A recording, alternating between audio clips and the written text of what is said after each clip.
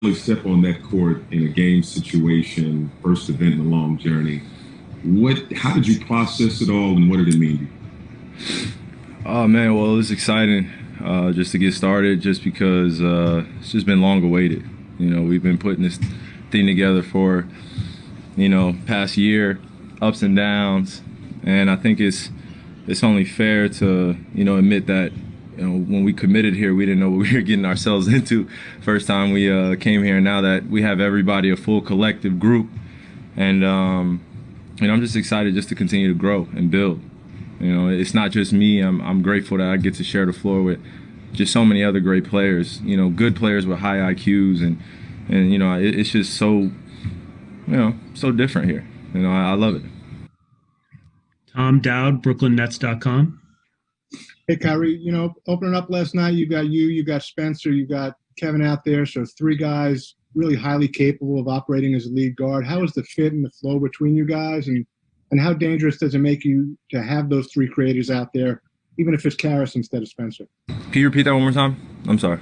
I was just saying, you got like three guys highly capable of operating that lead guard role with yourself and Kevin and Spencer out there last night. How is the fit and the flow between the three of you, and how dangerous does that make you guys, even if it's Karras out there instead of Spencer sometimes? Well, man, I mean, wow, what kind of dangerous do you think it makes us? I think I could ask you the same question. Just being able to have so many guys that could play off the ball with the basketball, and our offense is predicated on guys just being efficient in space.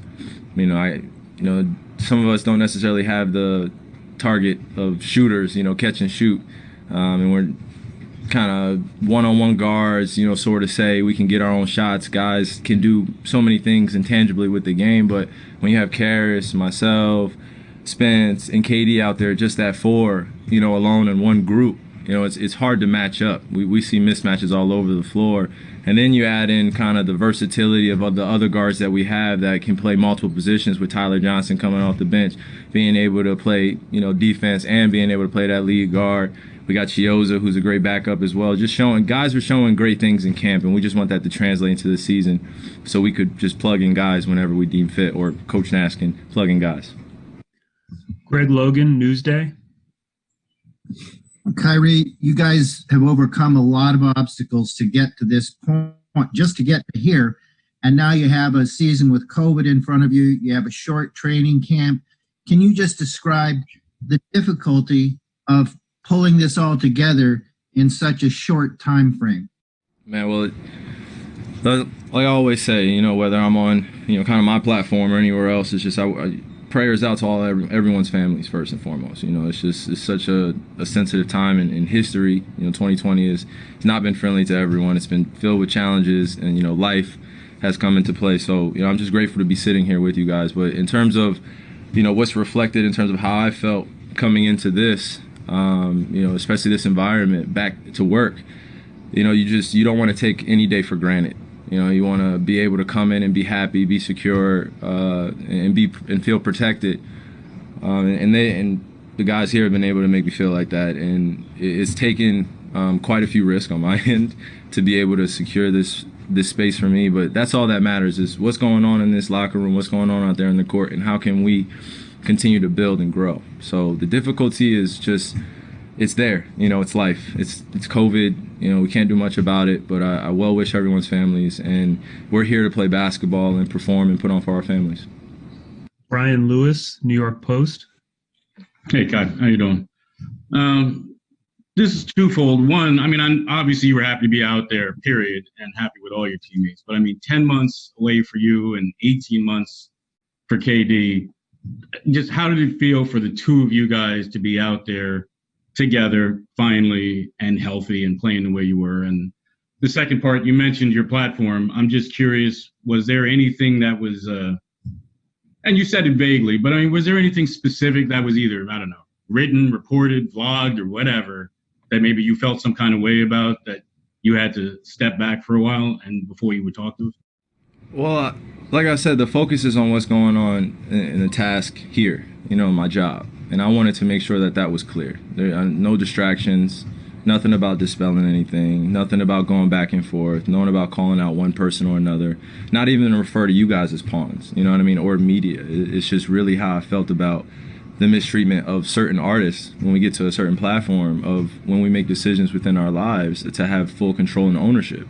You know, we go through the rigorous season. We do everything we're asked to do, you know, and we want to perform in a secure and protected space. And if I can't have my voice protected on this platform where I offer myself and my art, just inviting everyone to it, because this is what I've been blessed to do. You know, I didn't make it from the best circumstances. I made it because my family had a foundation and taught me the right things of how to live a principle-led life. So having that in basketball and my art, you know, it's just finding a balance, you know, and that's all. So to answer your first question, can you ask that one again? Well, I was saying, obviously, you're happy to be out there with all. Oh yeah, absolutely. Yeah.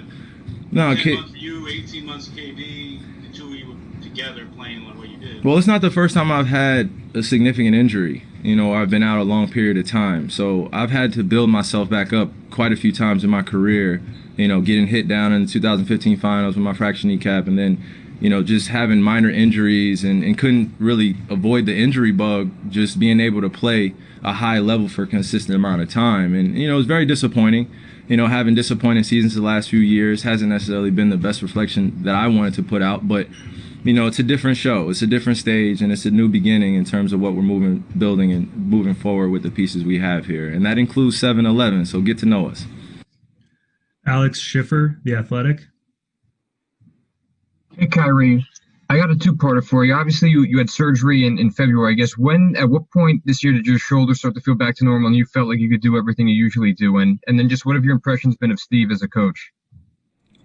Well, to answer your second part, man, Steve's been amazing. And it really is a reflection of the type of person he is, you know, and the IQ he has for the game, you know, and he commands the respect. And it's not through just coming in and being the kind of typical rah-rah coach being on us. It's just giving us a comfortable space to grow, to communicate, to throw ideas out there. And then you got a two-time MVP coaching you, man. I'm like, you know, I think I got to take back my comments in terms of head coach back a few months ago. But it's just like, man, we have such a great synergy.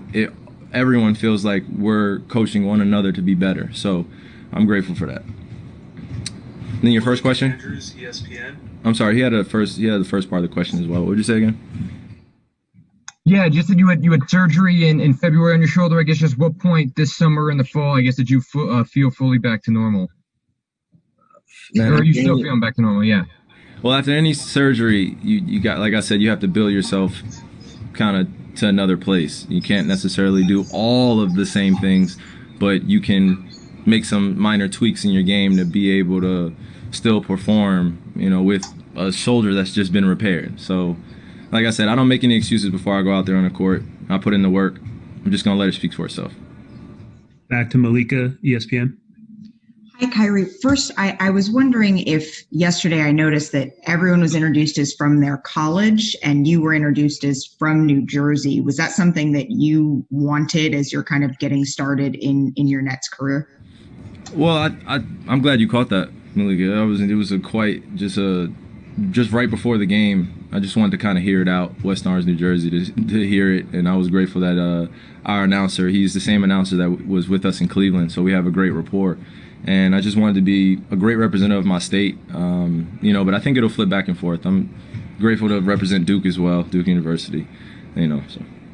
And then quickly, just secondly, I know you've talked about being able to play with Kevin and being coached by Steve, but Mike D'Antoni has also joined this team, and Steve told us that he's going to be in charge of the offense, and oftentimes that's where you shine. What's it been like working with him? It's been incredible.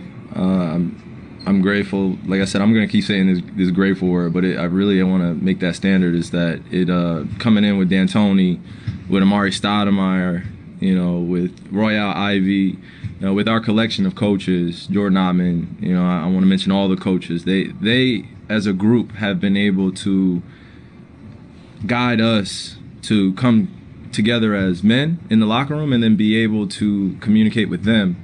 And then we mesh well together. And with Mike D'Antoni in the locker room talking about offense, I mean, come on now. Like, he's led the league with 3-point attempts the last few years with his teams and his offensive style. And give him credit for what he did in terms of helping James grow in Houston and that Houston Rockets team over the last few years, taking them to the Western Conference Finals and just very competitive. And now we get his brains and IQ over here. I mean, it just makes our group a lot stronger. Christian Winfield, New York Daily News. Hey, what's going on, Kyrie? You know, in terms of championship experience, there's you and there's KD. But when you look across the rest of the roster, there's not really that much. What exactly do you hope to, I guess, maybe teach or instill in this team, maybe earlier in the life cycle that maybe it took you longer to learn along the path in terms of what it takes to win over the long haul of a championship season? Well, I think that's a great question, and I appreciate that. It really, you can't make up experience. You can't make up time, you know, you can't make up trying to get this whole thing as a championship, you know, collective train right away. And as much as I would like to put aspirations, expectations on us, like, hey, if we get to this point, we're going to be a championship team, and we know, you know, it's just not true. We got to continue to make progress every single day and craft, you know, and that's just doing little things every single day in terms of when you get to that level, which is ultimately the NBA Finals, which is the biggest goal for us, to compete on that level. And we know the monsters that are getting together and all in, you know, all these different teams, which I'm excited for. You know, the league is just going to be that much more exciting. And you know, as a competitor, you want to build your team the best without anything mattering when it comes down to putting that ball in the hoop, game 1 through 7 in the final. So this is the beginning of the journey. We use every day to get better. Otis Livingston, CBS New York. Hey, Kyrie, you seem like a guy that's really into the progress and the process of building a team. How cool is it now, not only in practice where a lot of the work gets done, but also now seeing going up against other players? And also, you talked about the monsters that are getting built coming together. What were your thoughts when there was a rumor about James Harden being interested in coming to Brooklyn? Did you even listen to that? Did it even bother you? Does it even care? No, well, I appreciate your question, Mr. Livingston. It's great to see you as well. That part of our business is going to be what it is. You know, there's no control that we have as players to, you know, at least manage what's being said in terms of rumors mills and what's being reported. So, you know, I'll just leave it at that. And, you know, James is a great player and we wish him well. And I just want him to be happy, be secure in who he is as a man first. And then as a basketball player, you know, whatever happens between those conversations between them. But with us, we're focused on us. You know, I play with so many great players in this league, and we all want to play with one another. And, you know, now we just got to focus on zeroing on what's out here on our floor. So, and I'm sorry I keep asking you guys to repeat the first question, but what's the first side of the question again? Yeah, the first part was being part of the process of building, not only in practice now where a lot of the work gets done, but also now seeing you guys against other teams, other players, kind of like where your teammates like the ball, where they're comfortable with it, you know, just kind of that whole process of putting the pieces together. Yeah, well, it is a process, like you said. It takes daily management of that, and it doesn't just happen in terms of the preparation on the floor. It has a lot to do with how we prepare off the floor. You know, how we take care of our bodies. You know, how we take care of our minds. How we take care of one another and our families first. You know, that's most important. And then we come in and do this job, which is so fun. You know, basketball is the easy part. You know, going home and managing kind of life's challenges that's the part I get my tools ready for. Basketball, performing, we go out there, we prepare the right way. We should go out there and leave it all out there with nothing to hold. You know, if we don't, then we're gonna get our butts kicked, and I don't want to be in that place. So, you know. Back to Christian Winfield with the New York Daily News. Hey, Kyrie, you know, for you and Kevin to finally take the floor out there after all this time that you guys have spent able to think about what it might look like versus actually being out there together. One, what was that moment like when you guys finally have Nets jerseys on and you guys finally get your first baskets? And then two, just what's that chemistry like between you two explicitly? Obviously, you guys have been able to practice together, but being out there and playing actual NBA games, what is that chemistry like now? And what is it going to take to build that chemistry between two superstar guys like yourselves? Yeah, well, I appreciate your question, Christian.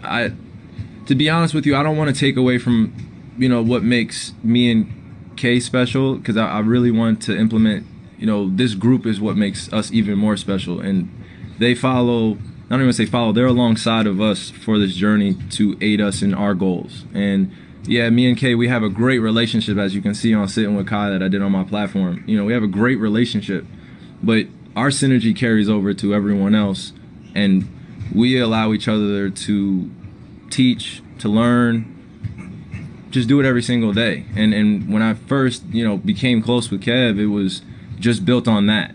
First it was just talking about our circumstances that we grew up, our journeys, and then it transferred into our activities that we wanted to be a part of outside, whether it be business, whether it be playing together. And we were like, man, this thing can happen. And we had to wait, maybe a year and a half, and then it came to fruition. And now you guys get to see a product that has been worked on for the last few months.